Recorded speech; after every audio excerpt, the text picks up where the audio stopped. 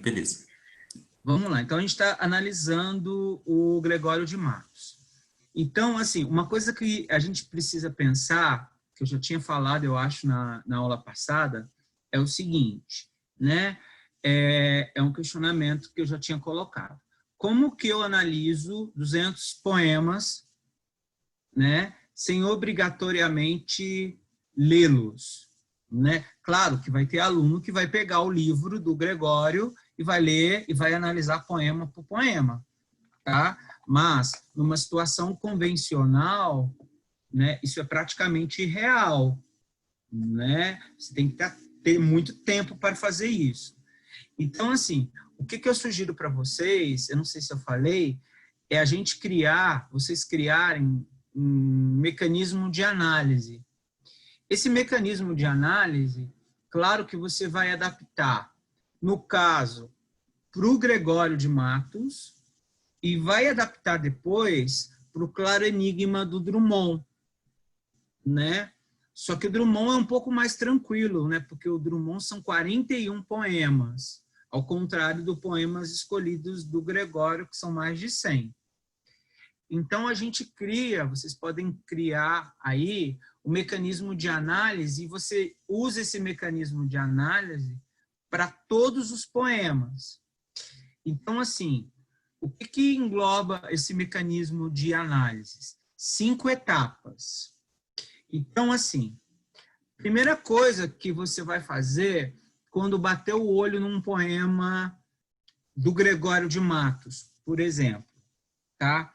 Então, o primeiro mecanismo seria você observar o contexto histórico. Então, apareceu o Gregório de Matos, você já pensa no contexto histórico. O contexto histórico se abre em 2, né? Você tem um contexto histórico europeu, que está ligado ao contexto da época, né? Contexto histórico, reforma protestante contra a reforma, e tem o contexto histórico brasileiro, que é o contexto histórico que provavelmente vai ser pedido na prova, tá? O contexto histórico da exploração da metrópole portuguesa sobre a colônia brasileira. Então, esse é o primeiro mecanismo que você vai observar. O segundo mecanismo é o projeto literário, que é barroco, que é a tentativa de fundir elementos contrários, né? Será que no poema em questão o projeto literário do barroco está sendo discutido? Ou será que a pergunta que está sendo feita passa por esse projeto literário? Esse é o segundo mecanismo. O terceiro mecanismo é você enquadrar o poema. Então, se o Wisnik dividiu esses poemas que ele escolheu de maneira didática em 3 tipos, você vai identificar qual é o tipo correspondente. Então, esse poema é um poema satírico, de circunstância, que ele chama, é um poema amoroso ou é um poema religioso? E aí você começa a tecer as relações, porque se for um poema satírico, provavelmente a questão vai estar ligada ao contexto histórico da exploração da colônia, da metrópole com a colônia. Ele vai estar fazendo uma crítica aí. Tá? Então, o terceiro mecanismo seria esse. O quarto mecanismo é você observar a construção argumentativa do poema, né? O jogo argumentativo, o jogo de ideias, aquilo que a gente chama de conceptismo, que é aquilo que ficou muito evidente no Triste Bahia, né? A fusão do eu lírico com a Bahia, a fusão do passado com o presente, né? a visualização de um futuro, isso tudo é uma construção argumentativa. Só que, para ele fazer essa construção argumentativa, o poeta precisa lançar mão de elementos estruturais. Que elementos estruturais são esses? O cultismo, as figuras de linguagem. E as figuras de linguagem, elas servem para ressaltar, para consolidar o projeto literário do Barroco. E aí você vai observar quais são as figuras de linguagem que estão presentes ali. É uma hipérbole, é uma prosopopeia, é uma metáfora, é um oxímoro, é uma antítese, é uma metonímia, é um paradoxo, etc. Então, querendo ou não, a pergunta que está sendo feita sobre o poema vai passar por um desses 5 elementos, né? Fatalmente, um desses 5 elementos. Então, se você consegue fazer um check-up, digamos assim, do poema, né? Você vai fazer um check-up, né? Uma radiografia do poema. Até o poema do Gregório, né? Você faz esses apontamentos, tá? E isso é importante porque você consegue aplicar isso em qualquer poema dele. Então, por exemplo, a gente vai ler, né, meia dúzia de poemas, 10 poemas. A gente não vai ler 100, né? Mas a partir da leitura dessa dezena, né, de poemas que a gente vai ler, você se aplica a outros poemas. Beleza? E esse é o exercício que eu quero treinar com vocês. E aí, isso serve também para o claro enigma. Só que quando a gente chegar no claro enigma, a gente vai fazer um ajuste, né? Eu tenho que ajustar no claro enigma o projeto literário, né? Eu tenho que ajustar no claro enigma o contexto histórico, né? Eu tenho que ajustar no claro enigma as características do Drummond, né? Aí eu vou fazendo um ajuste. Mas é uma maneira que você consegue fazer a análise, né, dos poemas. Tá? Claro que eu não estou levando em consideração aí também o ato de estabelecer um cotejo, né?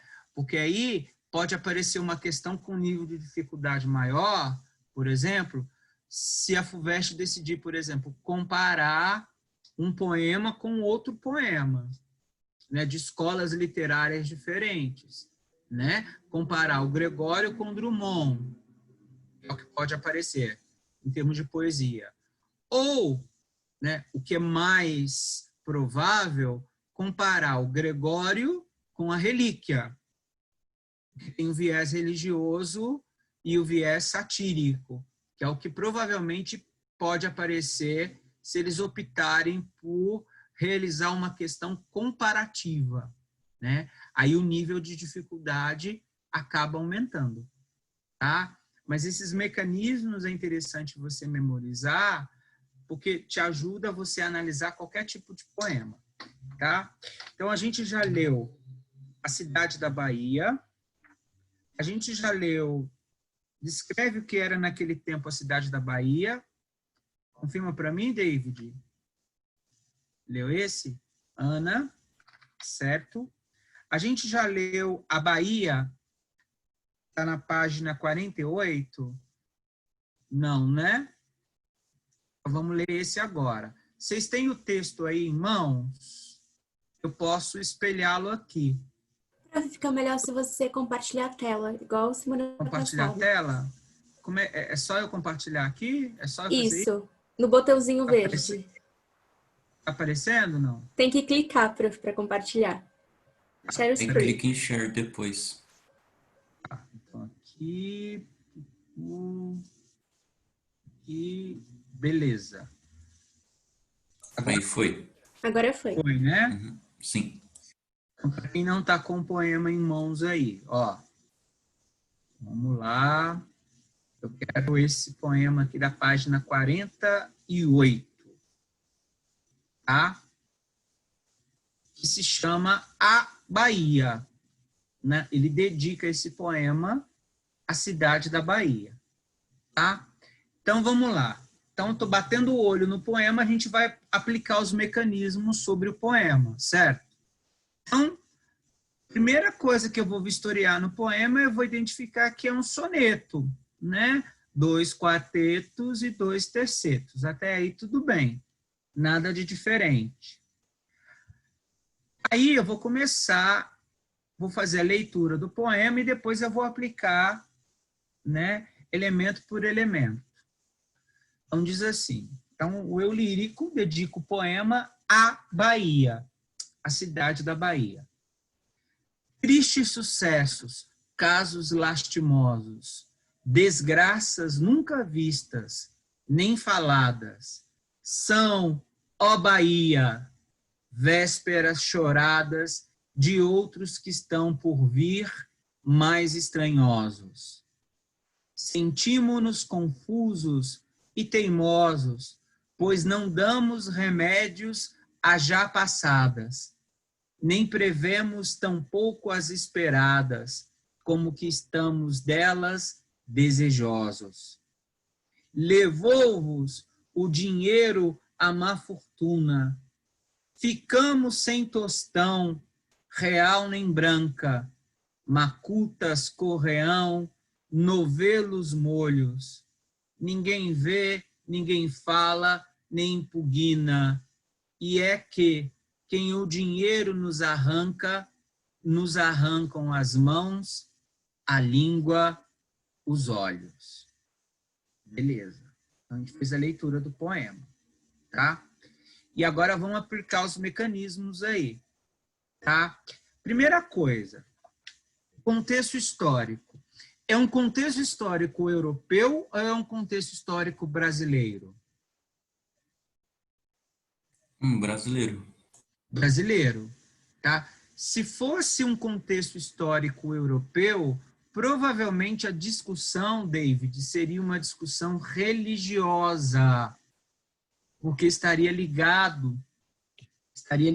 à ideia de reforma e contra-reforma, tá? Provavelmente. Mas a discussão aqui é uma discussão, tá? Nacional, do âmbito nacional, na medida em que ele descreve a situação, novamente, da cidade da Bahia. Então, o que está sendo discutido aqui é justamente o processo de exploração da metrópole com a colônia, né? E, principalmente, como que a cidade da Bahia novamente aparece. E aí uma coisa que você já começa a ficar antenado, né? Isso sugere o quê? Que todos os poemas circunstanciais, todos os poemas satíricos vão falar da Bahia, vão ter como base a Bahia e vão justamente discutir essa relação de exploração, tá?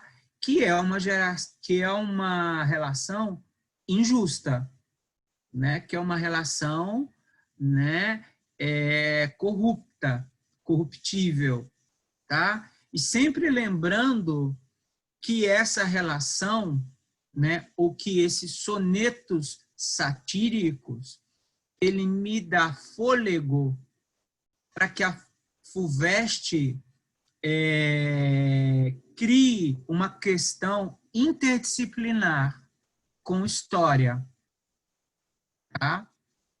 Então, você tem que ficar atento também sobre a questão do Brasil colônia, a questão do açúcar, né, aqueles meandros lá, né, questões ligadas à exploração do Brasil colônia, cidade de Salvador, porque pode gerar também aí uma questão interdisciplinar com a disciplina de história, principalmente para o primeiro dia, né, que é o dia que todos os cursos farão.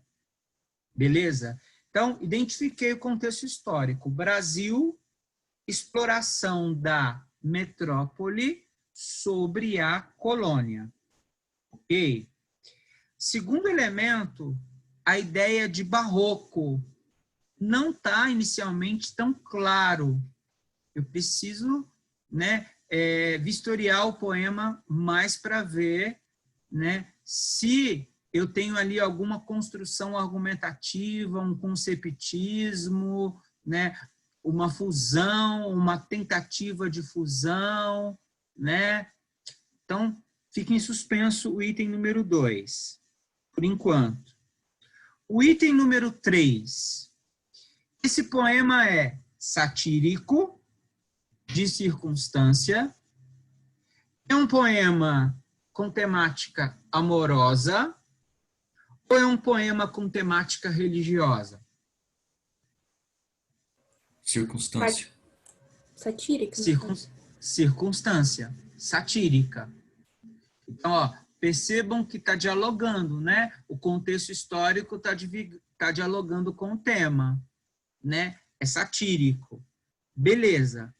E aí eu preciso vistoriar, que é o que, na verdade, vai ser o elemento do projeto literário, os elementos conceptistas, né? O jogo de ideias, né? Qual é a construção argumentativa que ele faz ao descrever a relação que se estabelece entre a metrópole e a cidade da Bahia.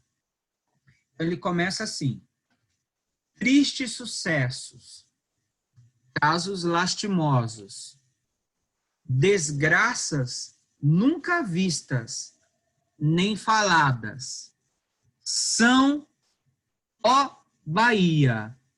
Né? Então, como é que a Bahia está sendo descrita, né? Como um local de desgraça, né? Como um caos, né? Como um espaço desconcertado, né? Então, ele está promovendo na cidade da Bahia um processo de personificação, né? Uma prosopopeia. Então, ele já está usando o cultismo.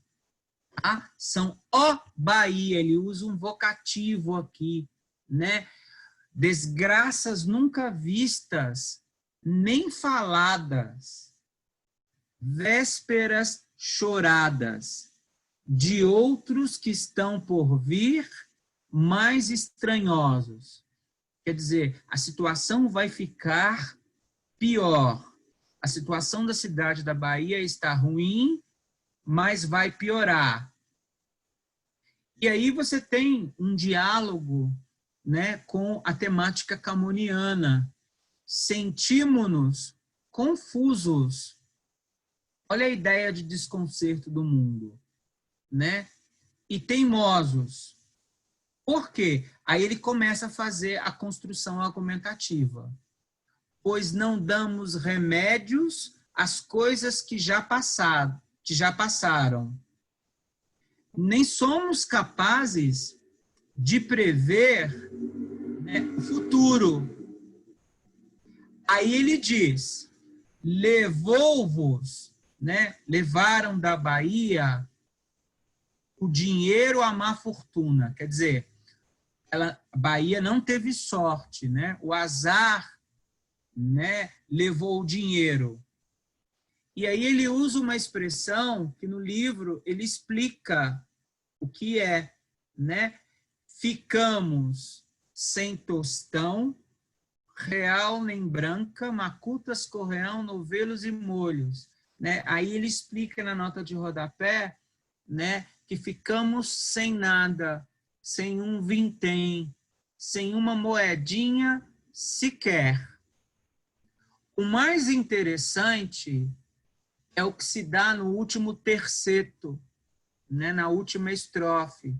Então, você tem, num primeiro momento, uma descrição do estado da Bahia, tá? Que está totalmente chorosa, que está lastimosa, né? que está desgraçada, passando por coisas que outrora nunca foram faladas, tá? Você tem uma descrição do estado de espírito dele e da cidade da Bahia. Não há uma expectativa, uma esperança, um alento de que as coisas melhorem, tá? Uma vez que todo o dinheiro da Bahia foi usurpado, não sobrou nada. E aí ele termina, e aqui você tem uma organização argumentativa interessante, né? Ele diz: apesar disso tudo, de todo esse caos, de toda essa desgraça, de toda essa confusão, ele diz, e aí ele vai fazer, pessoal, um conceptismo com o cultismo. Ninguém vê, e aí você tem aqui o projeto literário do Barroco, né? Que é um paradoxo, né? Como que eu estou desgraçado, lastimoso, azarado, né? Como que uma cidade está desgraçada, lastimosa, azarada e ninguém vê, ninguém fala, nem questiona. E é que quem o dinheiro nos arranca, né? Quem nos arranca o dinheiro que promove esse caos, também nos arrancam as mãos, a língua e os olhos, né? Você tem um processo de gradação aqui. E aí você tem uma coisa que se liga, porque, por exemplo, ninguém vê, nem fala, nem pugna. O ninguém vê está ligado com a ideia de que ninguém vê porque os olhos foram arrancados.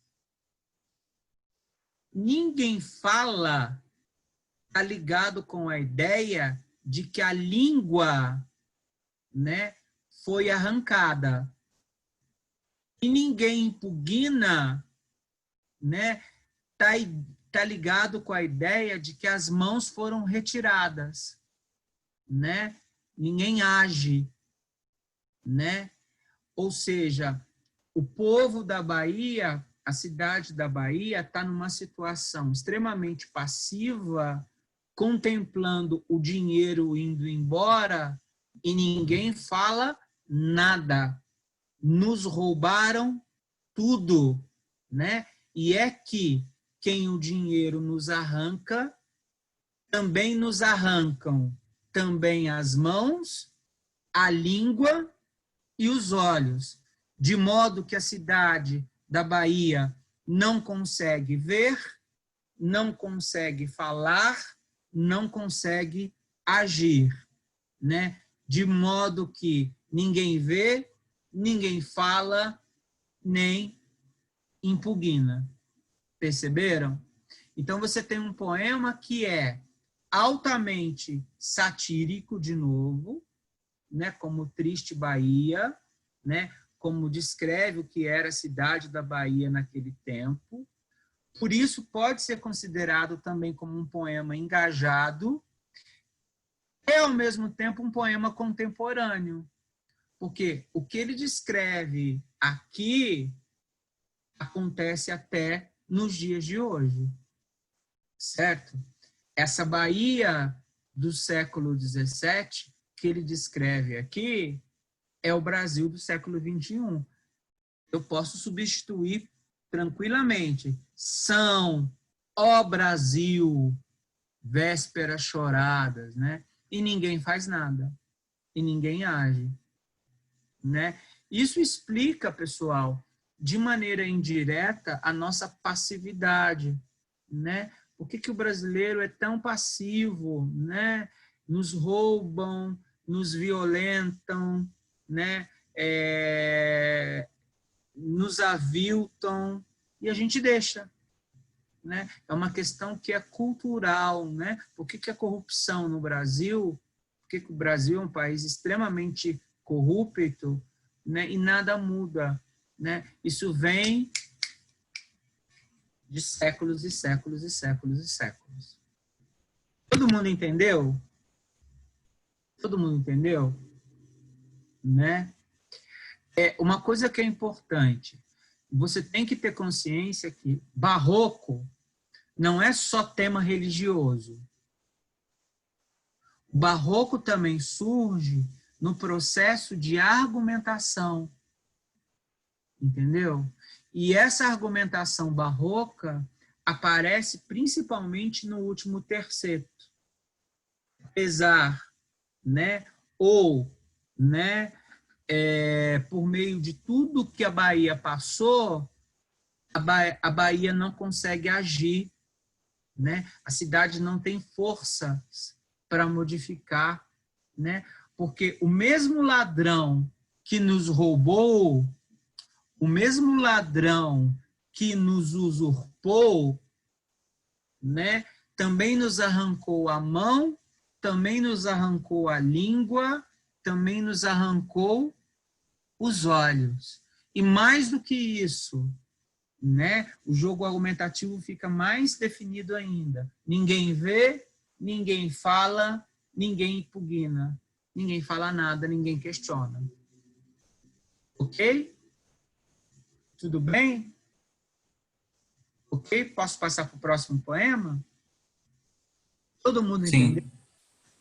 Ana, são as pessoas que eu estou vendo aqui. Beleza? Tá.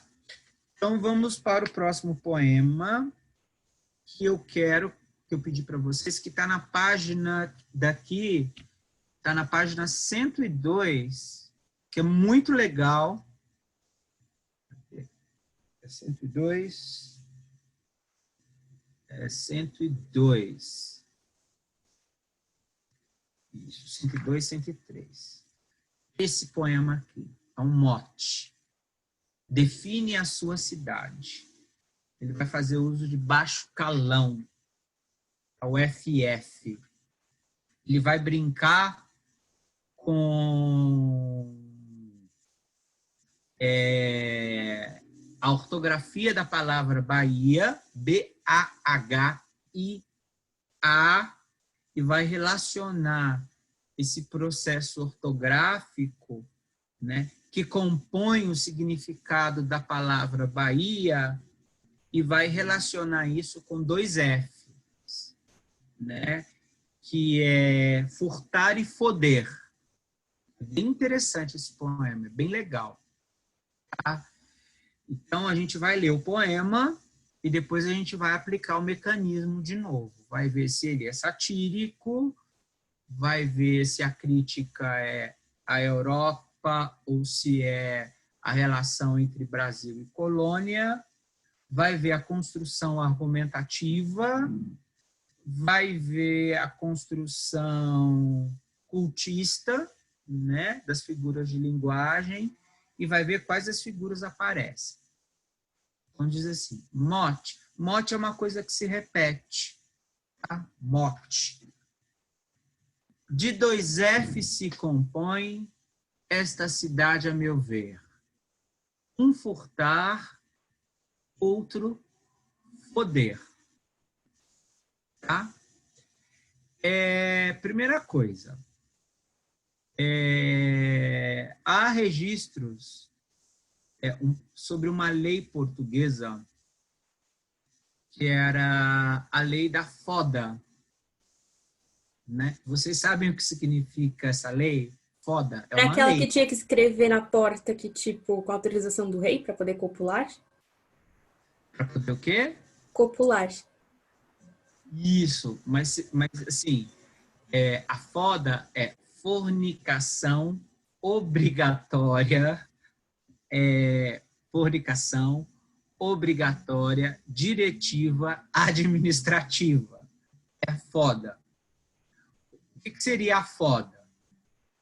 Para impedir que ocorresse um esvaziamento do Estado português, em direção ao Brasil, em busca de ouro, né, de pedras preciosas e etc., o Estado português baixou uma lei, que é a lei da foda, né, que era fornicação, que é o ato sexual, obrigatória, diretiva, administrativa, FODA, foda. O que consistia a foda? Todo português, antes de embarcar para o Brasil, era obrigado a deixar a sua esposa grávida. Né? Tinha que foder a esposa, né? E tinha que deixar um portuguesinho em terra lusitana. Né? Assim, ele impedia que ocorresse um esvaziamento do Estado Nacional Lusitano.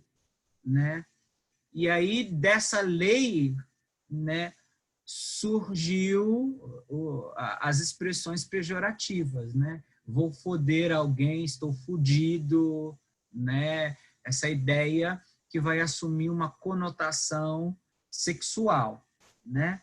E ele diz assim, de 2 Fs se compõe essa cidade, a meu ver. Um furtar, outro foder. Então ele está falando, o que é a cidade da Bahia? Olha o título do poema. Define a sua cidade. O que é a cidade da Bahia? Um furtar e outro foder. Beleza? Aí vamos ver como que ele organiza isso. Recopilou-se o direito e quem o recopilou, com 2 Fs, o explicou. Aí ele brinca, tem uma literação do FF, né? que é conceito de cultismo, com 2 Fs o explicou. Por estar feito e bem feito, por bem de gesto e colheito, só com 2 Fs o expõe. E assim, quem os olhos põe, no trato que aqui se encerra, há de dizer que essa terra de 2 Fs se compõe.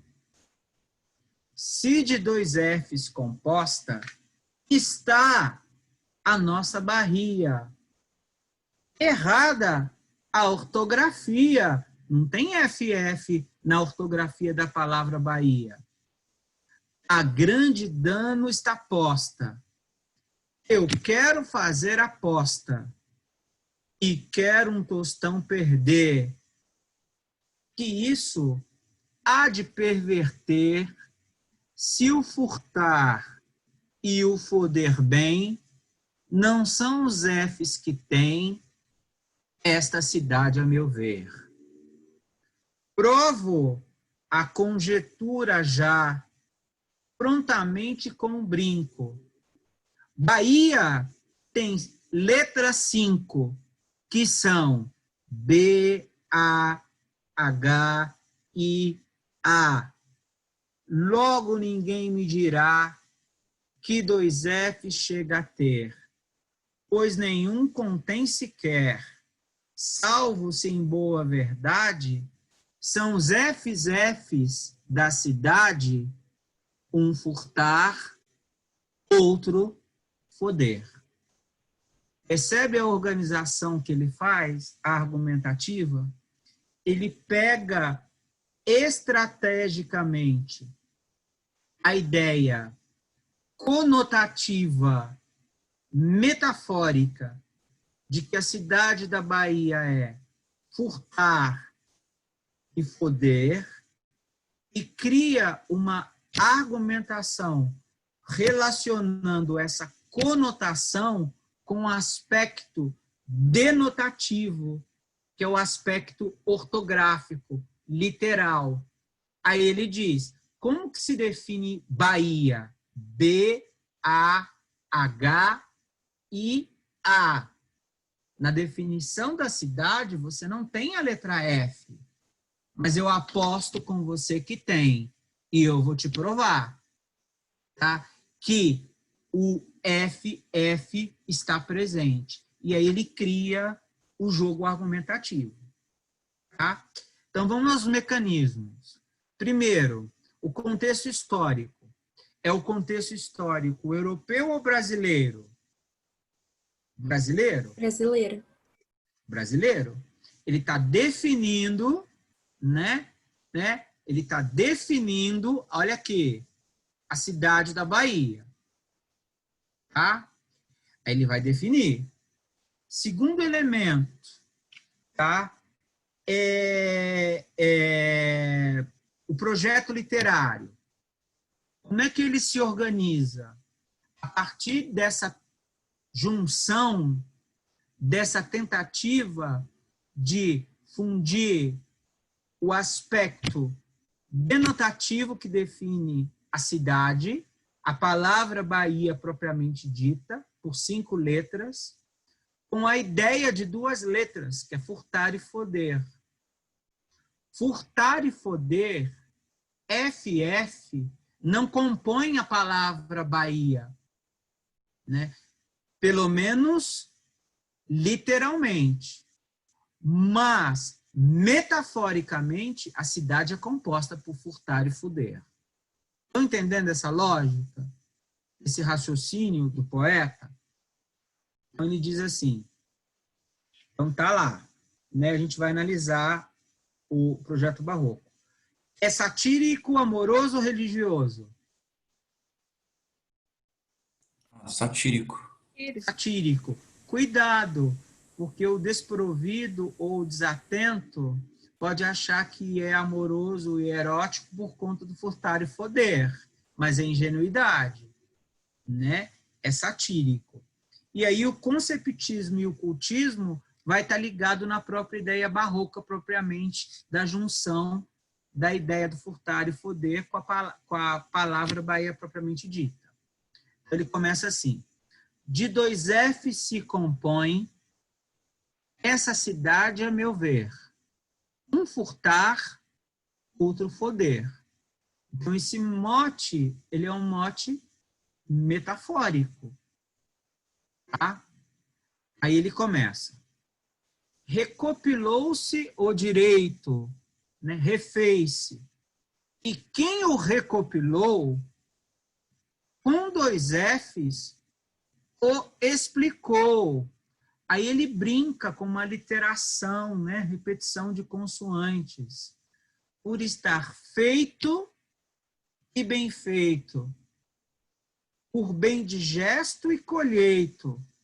Só com 2 Fs o expõe. E assim, quem os olhos põe no trato, que aqui se encerra, há de dizer que essa terra de 2 Fs se compõe. Então, quem olha a cidade de longe consegue perceber que esta cidade ela é composta por 2 Fs, que é o furtar e o foder. Se 2 Fs composta, está a nossa Bahia. Aqui ele começa com um jogo cultista. Errada a ortografia. Não, peraí. A palavra Bahia não tem FF. Né? Está errado ortograficamente.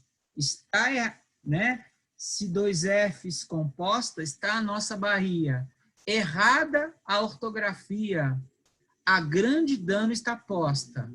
Aí ele vem com toda arrogância e diz: mas eu vou provar para você que a palavra Bahia, que a cidade da Bahia, tem sim na sua estrutura, no seu DNA, 2 Fs. Eu quero fazer uma aposta e quero um tostão perder, que isso há de perverter se o furtar e o foder bem. Aqui, gente, o foder bem pode ser em todos os sentidos, tá? né? Eu vou foder com essa cidade, eu vou roubar essa cidade, eu vou acabar com essa cidade. Mas também pode ter o sentido erótico, né? De putaria, uma cidade só de putaria, etc. Se o furtar e o foder bem, não são os Fs que tem esta cidade, a meu ver, né? Então, a cidade é composta, segundo ele, por 2 FF. Eu não sei de vocês, mas eu já ouvi pessoas utilizando essa palavra FF de maneira usual, né? Não sei se vocês já ouviram. Já ouviram? Né? É horrível, né?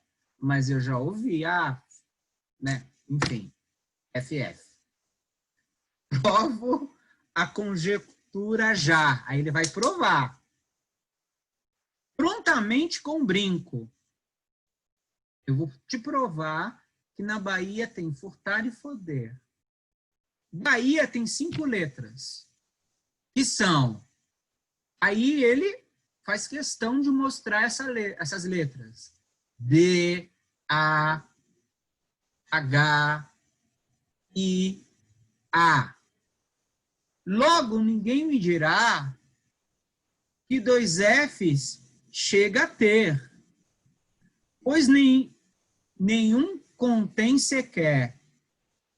Aí a pessoa fala assim, não, você está errado, né? A palavra Bahia não tem FF. Mas a pessoa que está falando isso, ela está tendo para com a Bahia um olhar que é denotativo, não conotativo. A palavra Bahia não tem FF, né? Pois nenhum contém sequer. Salvo sem boa verdade, são os Fs da cidade, um furtar, outro poder, né? Então, aonde que está o barroco aí? Está justamente na tentativa dele unir uma ideia que é denotativa a um argumento que é conotativo, né? Quando ele consegue construir essa argumentação e mostra, não seu tolo, a palavra Bahia, apesar de não ter FF na sua ortografia, ela é sim composta por 2 Fs, o furtar e o foder, né?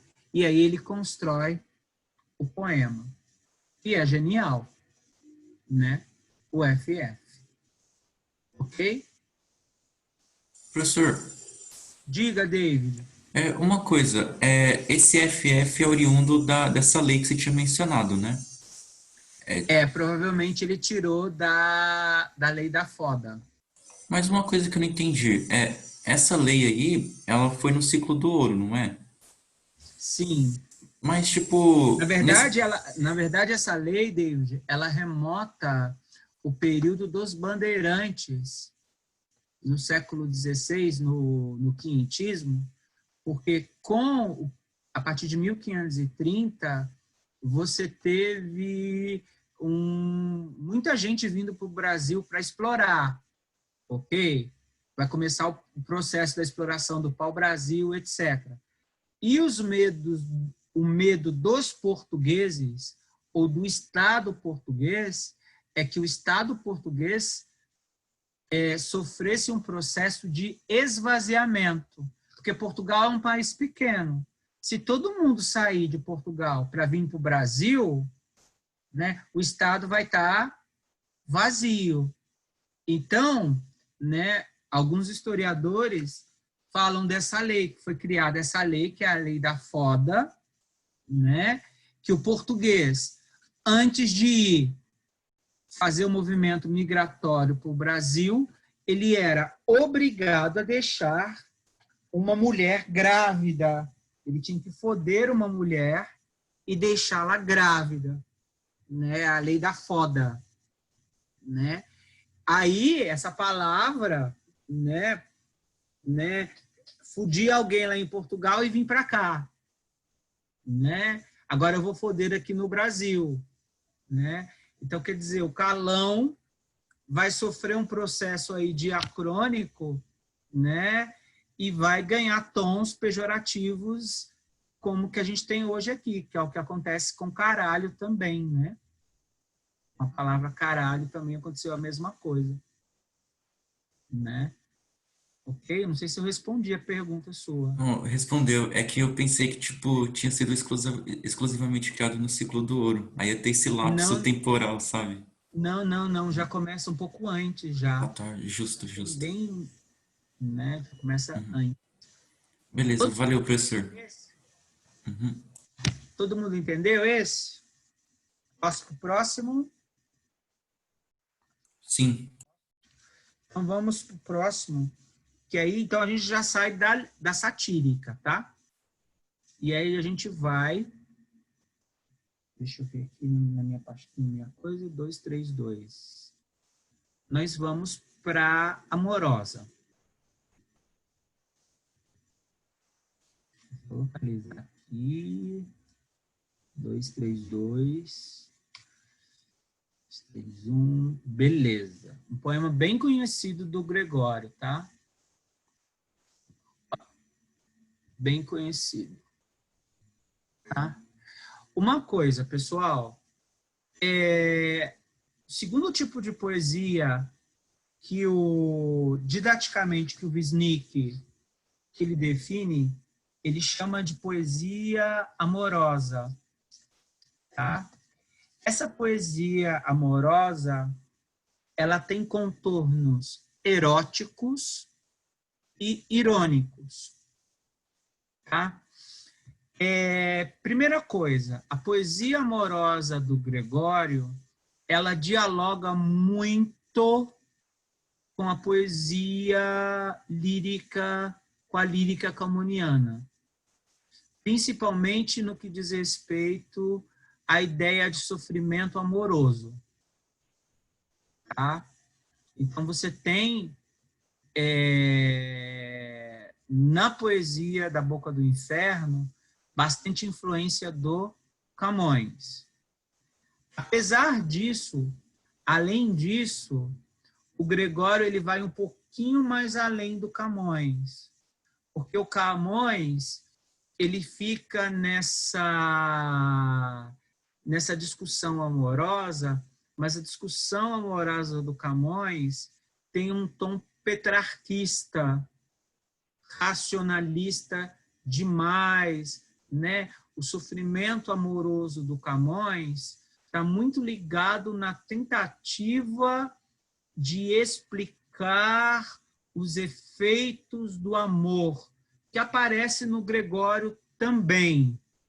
Só que o Gregório ele vai um pouquinho além, porque como ele atuou também como clérigo, como padre, e ele teve alguns casos fortuitos com algumas freiras, a poesia do Gregório também assume um contorno erótico, tá? E como ele é o Boca do Inferno, esse contorno erótico também tem um contorno irônico. Ele debocha. O poema mais clássico é o Pica-Flor, né? Que todo mundo já ouviu falar. Ele faz um deboche da freira que saiu debochando dele, né? Pica-Flor, se me picais, etc. Então, a poesia amorosa dele tem sofrimento amoroso, que nos é mostrado através da tentativa camoniana de explicar, por meio de antíteses, os efeitos do amor, né, de maneira racional, mas também tem um tom erótico quando ele descreve a mulher, né, a mulher, ele tira essa mulher do patamar de idealização total, né? A mulher, né? Anjo no nome, Angélica na cara. Você tem uma sedução, você tem uma sensualidade ali, né? E isso vai se reverberar, por exemplo, nas esculturas depois. Se você pegar as esculturas do Aleijadinho, se você for até ali onde eu dou aula ali no metrô Tiradentes, no Museu de Arte Sacra, você vai ver que as santas barrocas do Museu de Artes Sacras são santas bastante sedutoras, voluptuosas, né? Com seios meio que à mostra, você tem uma sensualidade ali, né? Então, a poesia amorosa do Gregório não é só uma poesia de tentar explicar de maneira racional os efeitos contraditórios do amor, como faz no Camões. Mas ele pincela, ele coloca elementos que são elementos eróticos e irônicos. Tá? Nesse não, nesse você vai perceber que esse que a gente vai ler agora, ele é bem camoniano, tá? Mas em outros que a gente vai ler mais adiante, você vai ver que você tem o erotismo. Tá? Você tem, todo mundo sabe o que é erotismo, né? Diferente de pornografia, insinuação, etc. Aos afetos e lágrimas derramadas na ausência da dama a quem queria bem. Então, ele faz um soneto. Tá? Então, ele está dedicando, né, aos afetos, né, e lágrimas derramadas na ausência da dama a quem ele queria bem. É um poema bem famoso, diz assim: ardor em firme coração nascido, pranto por belos olhos derramado, incêndio em mares de água disfarçado, rio de neve em fogo convertido. É bem camoniano. Tu, que em um peito abrasas escondido, tu, que em um rosto corres desatado, quando fogo em cristais aprisionado, tal em chamas derretido. Se és fogo, como passas brandamente, se és neve, como queimas com porfia, mas ai, que andou o amor em ti prudente, pois para temperar a tirania, como quis que aqui fosse a neve ardente, permitiu parecesse a chama fria. Né? Lembra muito um poema famoso do Vinícius de Moraes, né? Posto que chama, que seja eterno enquanto dure. Vamos lá. Bem camoniano, tá? Bem camoniano mesmo, né? Inclusive, ele coloca o amor universal como letra maiúscula, né? Enfim, vamos lá. Ardor, né? Na ausência de alguém que foi embora, que você está apaixonado. Ardor em firme coração nascido, né? Lembrando que aos afetos e lágrimas derramadas na ausência da dama a quem queria bem. Então vamos analisar o título. A dama foi embora, né? Ele vai sentir algo. Tá? O contexto histórico aqui é um contexto histórico universal. Ele está falando do amor, do sentimento do amor. Tá? A poesia é satírica? Não. É uma poesia amorosa. Então, como ele vai conceber esse amor? Então, amor, ardor em firme coração nascido. Quer dizer, a ausência de alguém provoca um sentimento que queima, e esse sentimento é firme. Pranto por belos olhos derramados. A ideia do choro. Aí ele começa, através de uma construção cultista, fazer uso de várias antíteses. Incêndio em mares disfarçado, aonde que está o cultismo aqui? O David, que é o que eu estou vendo, aonde que está o cultismo aqui? Né? Incêndio em mares de águas disfarçado. Essa antítese esconde um cultismo. Desculpa, essa antítese que é cultista esconde um conceptismo. Aonde que está o conceptismo? Incêndio em mar de água disfarçado. Sei lá, nessa meio que impossibilidade de um mar pegar fogo, não sei se é isso. Não, mas isso é antítese. Quero saber de você, aonde que está a contrariedade da ideia? Por exemplo, você ama alguém, ela foi embora, certo? Você olha para ela, tá? Por dentro dela está um incêndio em mares. Só que o que o rosto dela demonstra? Como é que Nada. é incêndio? Hã? É como se por dentro ele estivesse amando, mas por fora não. Exatamente. Isso é o conceptismo. Por dentro está um incêndio em mar, o mar está pegando fogo. Mas como é que está o meu rosto? Disfarçado. Tô feliz. Você tá bem, Emanuel? Tomou um pé na bunda? Tomei. Você tá bem? Nossa, tô ótimo. Vida que segue, tô super bem. Superei. Como é que tá por dentro? Manu, Oi, diz. só pra te avisar que você falta 1 minuto pra 1 hora, tá bom? Pra você não Gente, perder seu desculpa. horário. Tá bom. Então paramos aqui, tá, gente? Desculpa, tá? Eu me empolgo. Não, sem problemas, professor. Tudo bem? Não, é só Então pra a você gente- não perder Sem seu horário. problemas. Tá bom, desculpa, eu me empolgo demais, tá? Desculpa. Então, na próxima aula, a gente vai até 1h40 Beleza. e a gente continua aqui. Uhum. Beleza? Beleza, Obrigado prof. por ter me avisado aí. Desculpa, gente. Imagina. Tchau, Alan, professor. boa reunião. Obrigado, hein? Obrigado, hein? Tchau, Um pouco Pro. Boa difícil. reunião. Obrigado. Tchau, tchau.